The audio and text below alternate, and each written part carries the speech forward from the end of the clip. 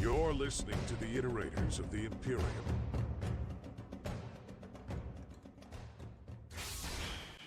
Hi, I'm Mess, and I'm here with my lovely co-host Ryan, and you're listening to Iterators of the Imperium podcast with our new segment that we're gonna try called Exploring the Galaxy, where we kind of dip our toes into different segments that we haven't maybe talked too much about. So kind of diverting a little bit from our normal schedule, as you guys are probably more used to.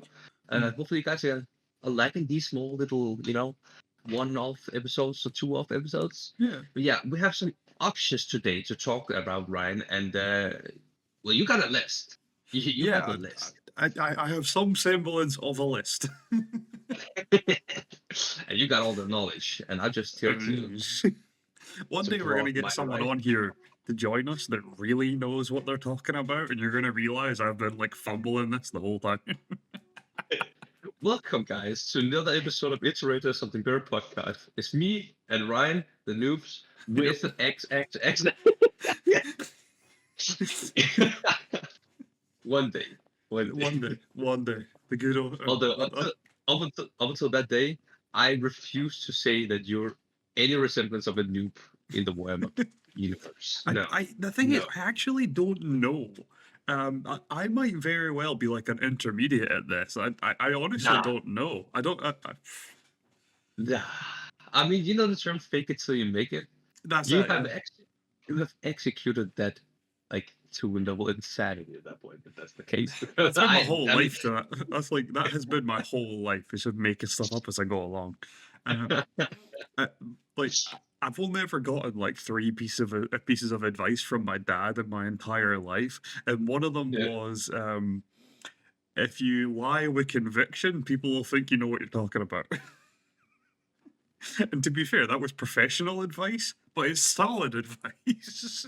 It is. It is. It's not good advice, but it's very practical. It works. Very effective. Very effective.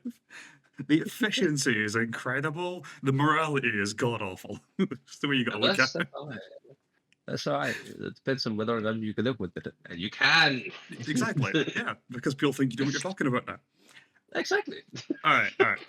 let's get into this. Okay, so your options this time, right?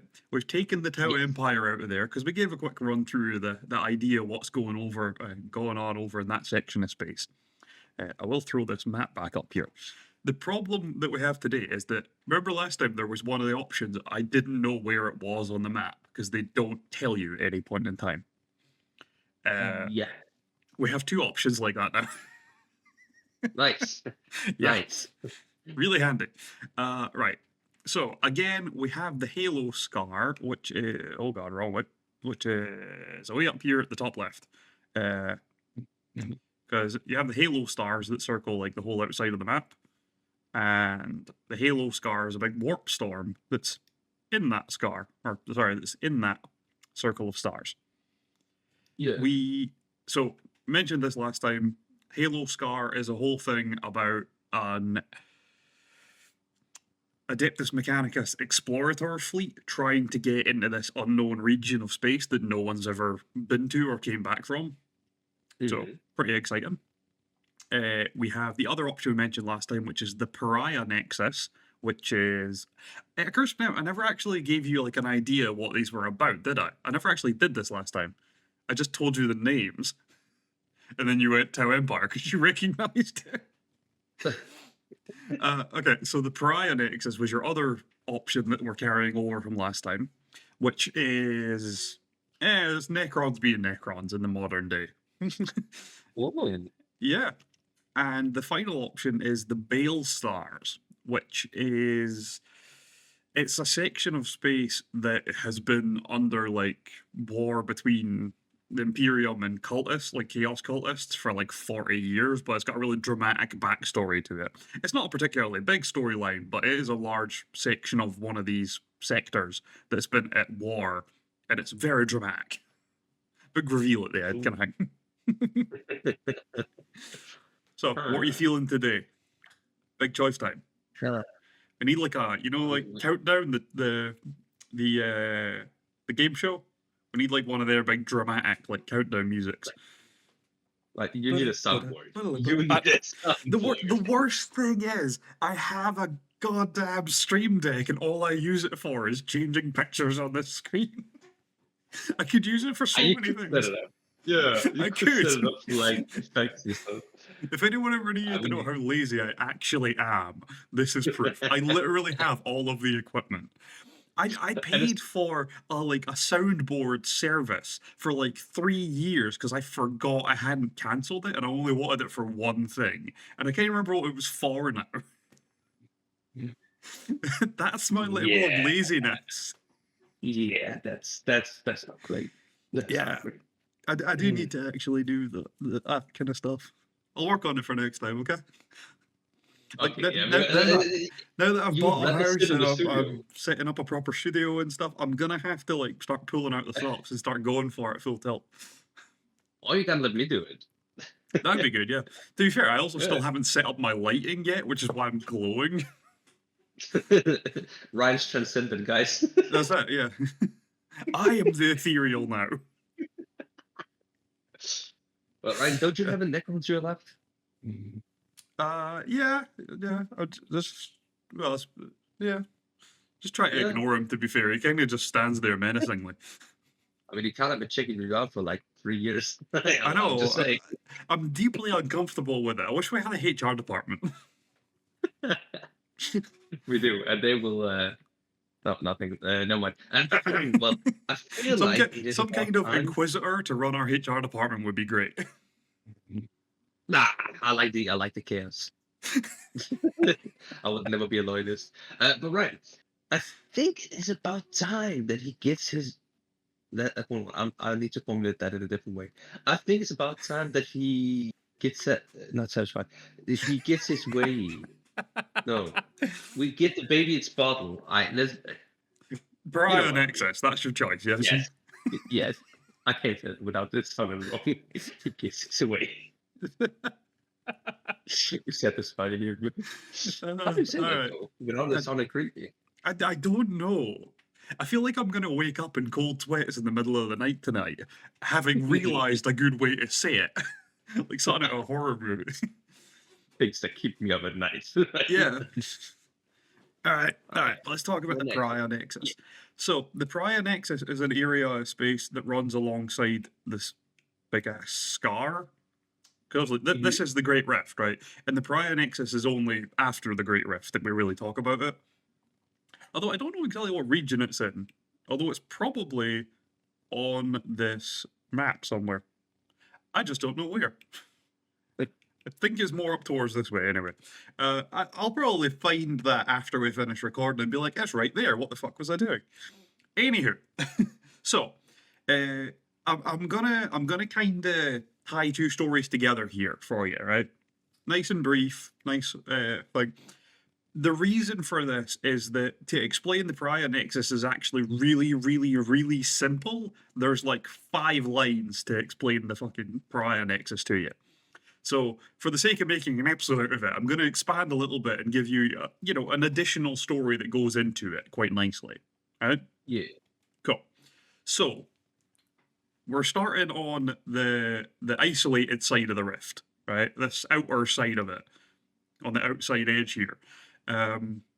So that side of the Imperium is obviously dark after the rift opens because they can't see the light of the Astronomicon on Terra anymore because of the big ass rift. So all hell breaks loose. We've covered this a million times. It's just a nightmare hellscape on that side of the rift now, right? And because there is a giant fucking tear into hell across the galaxy, there's demons pouring out every which way and cult uprisings and every other thing that could possibly go wrong. So you got to imagine that the planets closest to the rift are getting the worst of it, right? Because as much as like Angron turned up again after this thing opened and stuff like that, right? He wasn't really particularly near the rift, but as much as that is bad, everyone next to the rift is just getting straight demonic assaults all the time. So I gotta imagine they've got the worst of it. At least when Angron turns up at your planet, he just kills you and that's the end of it. Better than like 8 different kinds of demon coming at you, and you don't even know what the next one's gonna try and do to you. You know what I mean? Yeah. It's like one of them gives you a cold, the next one tries to fondle you, the next one tries to rip your arm off. Like, it's all over the place with these guys. The fourth one's just telling you riddles. Like, it could be anything. Gotta keep your head. If you wish to have yourself forgotten, you have to answer my riddles 3. And you'll, please God, just send a corn demon. I'm sick of these guys. So all the planets like next to the rift that are still in, normal space are getting pretty well ransacked, and life's looking pretty bleak for these guys. But there is a really weird section of space right along the edge of the rift where a bunch of planets stop sending like emergency distress beacons. And now I can't remember if it's an Inquisitor or if it's a Magos from the Adeptus Mechanicus. It's one of them. I can't remember which. The thing is, the character is a weirdo, right? They are a total freak. But if they're Magos, that's perfectly normal. They are a perfectly reasonable human being at that stage. Or if they're an Inquisitor, they are still a freak. That's the thing, right? It's one or the other. It doesn't really matter which. But this person is observing this phenomenon. They're the one that notices that these planets are no longer sending distress calls, asking for help. And they're right along the edge of this bit. And like, all of these planets have been screaming for help since the moment the rift opened, basically. Because they've just been, decimated by demonic attacks. So he decides to go and investigate. And every time he goes to a planet, he sees or hears these rumors about, like, some savior that came along, and that the demonic assaults have just completely stopped and things like that. The planet is relatively safe for the time being. They're on the rebuild a little bit. So he starts following the line that this like savior is creating, and he follows right down the edge of this rift until eventually realizes that he's always one planet behind. So he decides to skip ahead of it and eventually catches up to them. And this is where a weird character comes into this whole 40k thing, and it's Ephrael Stern, right? And I'm sure we've mentioned Stern in the past. We have. Yes. Now, I think there was a point where I was going to go into her backstory like properly with you, but her backstory is fairly unclear. Actually, no, not unclear. Fairly unexpanded, if you get what I mean. There's not a huge amount of detail to it, but it is written out. It is like it is a documented thing. It's just not documented in a particularly fantastic or dramatic way, if you get what I mean. Yeah. So, I should probably explain Ephrael Stern to you. That might be an idea. Okay, so, right. The gimmick with Stern is that she was promised to the Adeptus Sororitas before she was even born. Right? Okay. So then, when she was born, she just immediately becomes part of them. It's like putting your kid up for adoption to like a convent of nuns, right? Like you're like I don't want the kid, but the kid deserves a chance at a life kind of thing. Yeah. And if you're really religious, giving them to, your religious group makes sense. And everyone here is fucking religious, so give it to the Sororitas. So it makes perfect sense that this all happened. So she grows up among the Sororitas and joins them and everything like that. And as she grows up, she is taken in by the Order of Her Martyred Lady, one of the big 5 groups of the Sororitas. And then she, becomes a novice, and she's a great novice. She really takes to the fighting side of things and stuff like that. And then she eventually, rises through ranks and ends up as like a Seraphim, which is a really, really exalted rank, and then ends up as Sister Superior, which is like, top dog kind of thing. All very impressive. And eventually she's sent to a world called Parnas. And the reason she's sent here is that there's a minor order of the Sororitas here. They're an order that doesn't really do combat. They more do like research. So it's a small undertaking, basically. And they've just kind of stopped responding. So everyone's like, the fuck happened to them? So Stern and a bunch of her people go and they check out what's going on. When they get there, it turns out that this minor order had captured a demon and had been like poking it with sticks and getting information on how to kill demons out of it.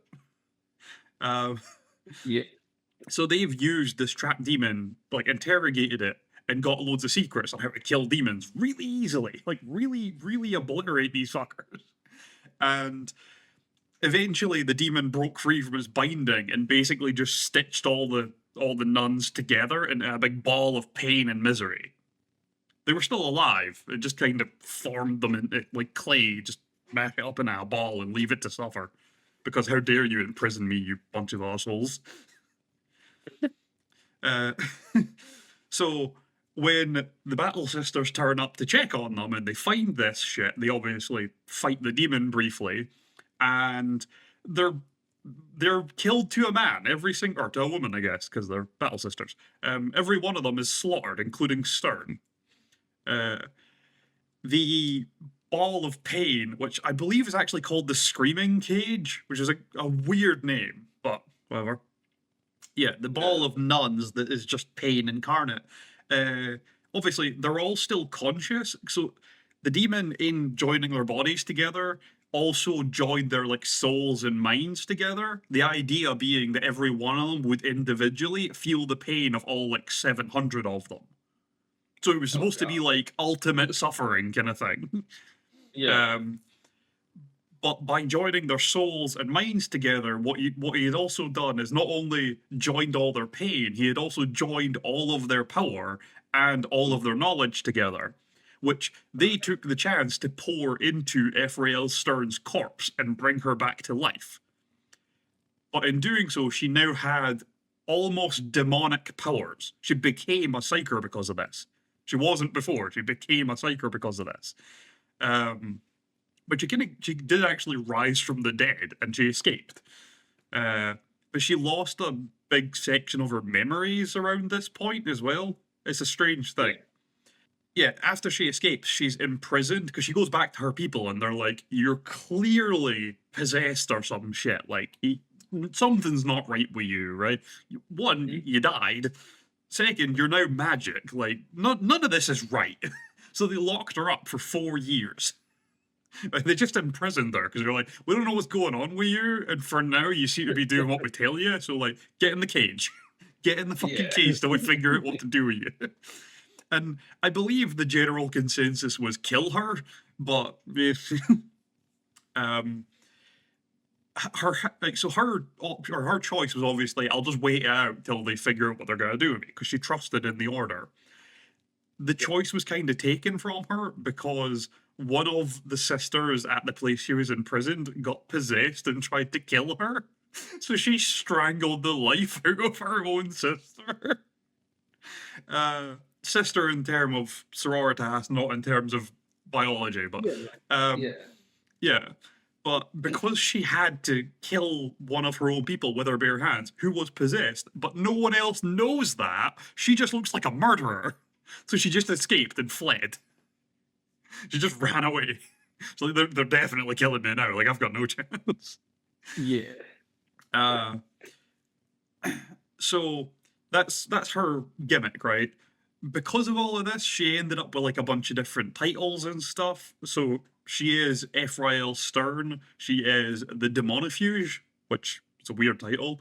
Most people call her a murderer or a heretic or traitor or whatever else you want to call her. But the Magos or Inquisitor or whatever, who is hunting through these planets along this rift that are, suddenly being cleansed, finds Stern just going planet to planet, clearing out the chaos incursions. But obviously she's not interacting with the people because the people are going to think she's some big demonic witch, even if she is fighting the demons. But like, demons infight all the time, you know what I mean? Like, Slanesh demons will often have to crab claw the head off of a corn demon. Like, it happens a lot. It's a pretty common occurrence. I imagine that is the vast majority of the trauma in the galaxy, is seeing that happen. But that aside, I can honestly say I think there's very few things I want to see less than like a big fat Nurgle demon getting fought by a bunch of crab claws. It just doesn't seem like it'd be an appealing sight, you know? No. Yeah. Anyway, that aside, So this Inquisitor or whatever finds Stern and kind of just tags along with her. Because I think the idea is he wants to help her do what she's doing, but he also wants to observe. He's very curious about what the fuck is going on. I'm starting to think this might have been a Magos from the Mechanicus. They tend to be more curious than murdery, so it might have been. I'm leaning more towards Magos now. Anyway, so he tags along with Stern for a while, and eventually they end up on a world further down the chain that they're doing, which is a shrine world. Right, so it's a religious world, right? It has some kind of relic there, or some kind of big religious shrine, or something like that. But because it has that, it also has a convent of Sisters of Battle here, and the convent in particular is the Order of Our Martyred Lady, which is the sisterhood that Stern once belonged to. So she still wears their uniform when she fights. Yeah.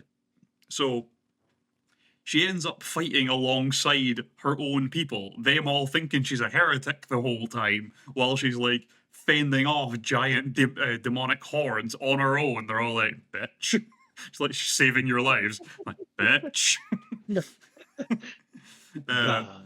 It's ridiculous. Like, there is a point when the Magos or whatever is like talking, because they've got a big compound thing. Stern's out flying around fighting like a whole army of demons on her own while they're like shooting them from the wall safely.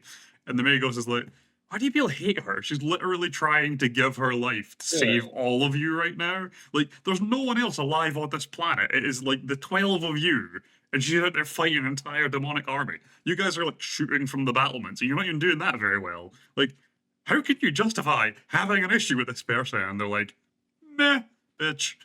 Like, they just totally write off his argument. Like, meh. Nah. Yeah. So, not having it, mate. We decided we hated her like 20 years ago. Get over it. So, that aside, in this whole thing of cleansing this shrine world alongside her sisters, there is one of them that for some reason I think Stern saves this like young like novice kind of thing, and this novice like starts a new concept, right? Because in being saved, the novice sees, I guess, the good in Stern, and rather than her crazy powers being given by demons or anything like that, she suddenly sees her as their holy powers. She is a weapon of the Emperor. Mm-hmm. You know what I mean? She's his divine instrument fighting for his people. Yeah, like obviously stuff was going to hell, and then this bitch turns up with magical powers and glowing golden wings, like burning demons from the inside out.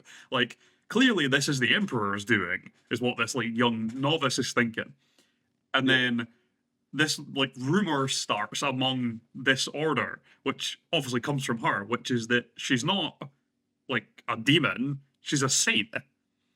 And it slowly gains traction because now that's in the back of all of their heads while they're watching her do all these heroic things and like sacrifice herself for them. And by the end of this planet being cleansed, she's no longer Ephrael Stern, the Demonifuse. She's Ephrael Stern, the heretic saint. So she ends up like properly part of her own order again and stuff like that, which is quite cool. Yeah. That aside, there is this thing she's been dealing with for a while, which is she keeps having dreams about this like I guess like darkness falling over the galaxy. And it's only once she has like teamed up with her old order again and that planet's cleansed and stuff. I believe it's the Magos convinces them to like try to cross the rift because obviously Terra needs them, kind of thing, right? Like, if she is a saint, they need to get her to the right people, and the right people ain't on this side of the galaxy, they're on the other side, right? So they need to get through the rift. So Stern literally acts as like a guiding light for them to get through the rift safely. Like, the ship goes into the warp and she's standing on the bow as a big glowing like figure. I don't know, it's like Rudolph guiding the sled. Basically, she's just standing at the front of the ship, glowing, fending off the demons with pure light. And it's when they come out, because they do make it through, and when they come out onto the light side of the galaxy, as they like emerge back into reality safely, they all feel this darkness that she's been dreaming of fall over them. Because the area of space Yeah. they've just emerged into is the Pariah Nexus. Right? Now, Mm. do you remember way, way back when? Back in season 1, actually, but we have mentioned it a couple of times since then, but not in any great detail. The Necrons ended up in a battle against the old ones, you know? And the old ones used, Yeah. you know, the warp and magic and stuff. And the Necrons' way to get around this, their big end game plan, was to build all these pylons all over the place that, like, blocked the warp from being able to interact with reality. That No? Right. I This think was I'm like. thinking of it as a thing. Maybe. This was like the Yeah. Necron end game, was to build these big warp blocking pylons all over the fucking place, so that like the Mhm. old ones wouldn't, or yeah, the old ones wouldn't have magical powers anymore, and they could just kick them up and down the street. Um, that's why Cadia actually was so important. It had Necron pylons on it, which is why it had that, like, it was like dipped into the Eye of Terror, and it, like, the Eye of Terror was held back by it. And it's also why once it was destroyed, the big rift opened, because the thing holding it back was gone. But the Necrons never managed to finish their plan of building these pylons everywhere, but they did manage to like build a bunch of them. So there's little scattered areas that just have a couple of pylons doing a bit. Cadia was was the biggest deal with this stuff. Now, since the Necrons are back, they just found an area of space and started building pylons. So like, we were gonna do it back then, we're doing it fucking now. Like, it's still a good idea. So the Necrons in the modern day have started trying to redo this plan. So they found an area of space and just started building pylons. So when Stern and, you know, her new buddies have turned up, they've emerged into this space. And since the warp is cut off here, her demonic powers, her magical powers, basically cease to exist. Or hers are heavily weakened, is the thing, right? They don't cease to exist, they're weakened. But everyone else feels their soul cut off from the warp. It's like being next to a pariah, like a blank. You know what I mean? It makes them feel like hollow, just being near them. So Yeah. this whole area of space feels like that. It's horrible. This obviously is like the biggest part of the current Necron plan. It's a pretty big deal that they're doing this, because the more of this stuff they get to build, like if they build towards the rift, they will inadvertently make safe passage for humanity and everything like that through the rift. You know what I mean? They would essentially be building a safe tunnel through it if they built Yeah. towards it. Stuff like that. There's a lot of big stuff that goes with this. The other side of it, though, is that if they ever actually do it, there's going to be problems, because, well, that's the only way humanity can get around the galaxy is by using the warp. You know what I mean? It's the only way we can travel at any great distance, stuff like that. So if they ever managed it, humanity would probably die out. Yeah. But on the other side of it, there's a brief period where at the start, if they go the right direction with it, they might really help us out. So to give you an idea of what's going on because of this, so obviously Gilliman came back and started this whole crusade thing, the Indomitus Crusade, to take back the galaxy from all the shit that's going on since this happened. And the Indomitus Crusade has found the Pariah Nexus, and war is currently going on there. So it started out with, oh god, what was it? It's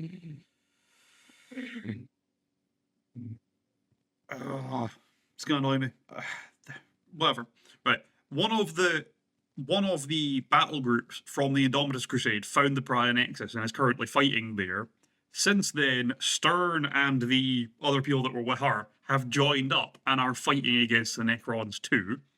That's an interesting thing, actually, because there is a Cryptek, so one of the kind of higher ranking Necron people, scientists, for lack of a better term, who is like, you know, kind of running their side of the show to a degree. He fucking hates Stern on a personal level because he can't figure out why her magical powers still work. No one else has them, but this bitch does. Which is hilarious. So there's this one Cryptek who's like, the everything in reality is just science. I know it all. I am a master of the material Yeah. universe. And this girl walks along with a This glowing one, sword, yeah. like, have at me. It's like, what the fuck? So he's just like, I hate this bitch and her magic tricks. This is nonsense. Yeah. This is So bullshit. that's, yeah, so it's fucking bullshit.